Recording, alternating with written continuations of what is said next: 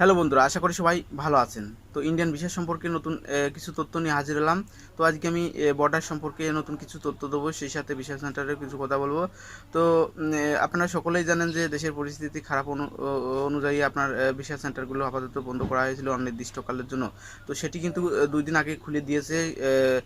প্রথম দিন খুলেছিল যমুনা ফিউচার পার্কে, শুধু পাসপোর্ট ডেলিভারি দিয়েছিল। তো বাদবাকি অন্যান্য বিভাগেও কিন্তু খোলা হয়েছে ইন্ডিয়ান ভিসা সেন্টারগুলোতে। মানে যারা পাসপোর্ট জমা দিচ্ছেন তারা পাসপোর্ট কালেক্ট করতে পারবেন, কিন্তু পাসপোর্ট আবেদন করে নতুন করে জমা দিতে পারবেন না এই মুহূর্তে। এখনও আবেদন জমা নিচ্ছে না। তো হয়তো সামনে খুব দ্রুত আবেদন জমা নিতে পারবে আবেদন করার পরে।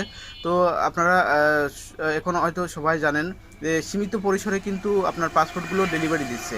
এখনও পুরোপুরিভাবে কার্যক্রম শুরু হয়নি। সীমিত পরিসরে শুধুমাত্র মেসেজ আসলে, আপনারা মোবাইলে মেসেজ আসলে ডেলিভারি নিতে পারবেন পাসপোর্টটি। তো এখন জমা দেওয়ার ব্যাপার অনেকেই অ্যাপ্লিকেশন করতে পারছেন, অ্যাপয়েন্টমেন্ট ডেট আপাতত দিচ্ছে, কিন্তু মানে দিচ্ছে না। পরে হয়তো সামনে খুলবে, খোলার পরে হয়তো দেবে। তো আপনারা পাসপোর্টটি জমা দিতে পারবেন। মোবাইলে যারা আবেদন করে আগে রেখেছেন তারা মেসেজ আসলে জমা দিতে পারবেন। তো যাই হোক, বর্ডার সম্পর্কে মেন তথ্য জেনে দেবো। অনেকেরই কিন্তু ভিসা আছে, এখন পাসপোর্ট ডেলিভারি দিচ্ছে, তো অনেকেই ভিসা পাচ্ছে নতুন করে। তো তারা কি ট্যুরিস্ট ভিসায় ইন্ডিয়ায় যেতে পারবে? তো এই মুহূর্তে গতকালকে কিন্তু বেনাপোল বর্ডার হয়ে কিন্তু ইন্ডিয়ায় যাওয়া যাচ্ছিল। Tourist visa, medical visa, business visa সকল ভিসা নিয়ে আপনার বেনাপোল বর্ডার হয়ে যাওয়া যাচ্ছিল। তো গেদে বর্ডার দিয়ে এখনও আপনার ট্যুরিস্ট ভিসা নিয়ে যেতে পারবেন না, কারণ গেদে বর্ডারে কিন্তু এখন আপাতত শুধুমাত্র মেডিকেল ভিসায় যাওয়া যাচ্ছে। তবে আজ থেকে শুনেছি গেদে বর্ডার দিয়েও আপনার ট্যুরিস্ট ভিসায় আপনি ভারতে যাতায়াত করতে পারেন। বিজনেস ভিসা, মেডিকেল ভিসা সকল বিষয় কিন্তু যাতায়াত করতে পারবেন আপাতত, মানে আজ থেকে। তো শুধুমাত্র বেনাপোল বর্ডার কিন্তু গত 2 দিন আগেও অনেকেরই ফেরত দিয়েছে ট্যুরিস্ট ভিসা। এখন গতকালকে থেকে কিন্তু চালু হয়েছে tourist visa, medical visa, business visa Benapole বর্ডারে। অন্যান্য বর্ডার, আখাউড়ার বর্ডার দিয়েও কিন্তু যাওয়া যাচ্ছিল। তো গেদে বর্ডার বা এরকম আশেপাশে যারা যে সকল বর্ডার আছে সেসকল অনেক বর্ডারে দিয়ে কিন্তু ট্যুরিস্ট ভিসা এখনও যেতে দিচ্ছে না। তো সকল পরিস্থিতি কিন্তু আস্তে আস্তে স্বাভাবিক হচ্ছে। হয়তো খুব দ্রুতই সকল বর্ডার দিয়ে আপনারা tourist visa, medical visa, business visa নিয়ে যেতে পারবেন। তবে আপনারা একটা কথাই বলবো যে যাওয়ার আগে আপনারা যদি ওখানে আগে যেয়ে থাকেন, তাহলে অবশ্যই আপনাদের যে যারা কাস্টম করে দেয় তাদের নাম্বার থাকতে পারে, তাদের সাথে যোগাযোগ করে তারপর কিন্তু যাওয়ার চেষ্টা করবেন। না হলে আপনার যেয়ে ফেরত আসতে হবে। তো যাই হোক, একটা 2 টাকার জন্য ফোন করে শোনাচ্ছে, আপনারা অবশ্যই গাড়ি ভাড়া দিয়ে অত দূর দিন কামাই করে যাবেন না। তো আপনারা অবশ্যই যাওয়ার আগে একটু শুনে তারপরে যাবেন। তবে বেনাপোল বর্ডার দিয়ে যাওয়া যাচ্ছে এটা শিওর। গতকালকে আমি ফোন করেছিলাম, তো বিজনেস, মেডিকেল, ট্যুরিস্ট ভিসা যেতে দিচ্ছে। তো এখন খুব কম সংখ্যক লোক কিন্তু যাচ্ছে, তবুও কিন্তু অনেক যাচাই বাছাই করে যেতে দিচ্ছে।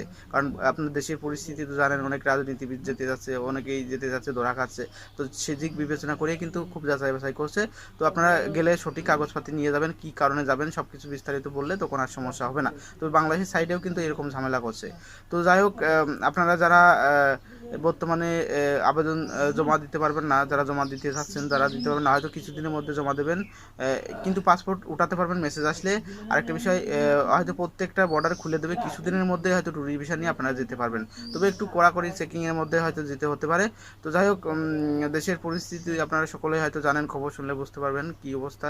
তো ভিসা সেন্টারের উপর কিন্তু অনেকটা সমস্যা হচ্ছে, কারণ নুরুল আলম একটা ছেলে নামে, মানে যে রাজনীতি করে, তিনি কিন্তু ভিসা সেন্টারে হাই কমিশনার ও ইন্ডিয়ান হাই কমিশনারও কিন্তু আক্রমণ করতে চেয়েছে, মানে যদি তাদের দাবিতে না মানা হয় বা এরকম কিছু তথ্য বলা হয়েছে। তো যাই হোক, আপনারা সামনের পরিস্থিতি কী হবে জানি না, তবে হয়তো ইন্ডিয়ায় যাওয়া আসা বন্ধ হবে না, তবে সীমিত আকারে সব কিছু আস্তে আস্তে করলে পরবর্তীতে কী হবে সেটা কিন্তু আমরা কেউ জানি না। তবে যদি যাই হোক না, আপনার ভিডিওর মাধ্যমে জানা দেওয়া হবে। তো যাই হোক, আপনারা একটু খোঁজখবর নিয়ে ইন্ডিয়ায় যাবেন, বা পাসপোর্ট ওঠাতে গেলেও কিন্তু খোঁজখবর নিয়ে যাবেন। তো ভিডিওটি ভালো লাগলে লাইক, কমেন্ট, শেয়ার করবেন এবং আমার চ্যানেলটি সাবস্ক্রাইব করবেন। আমি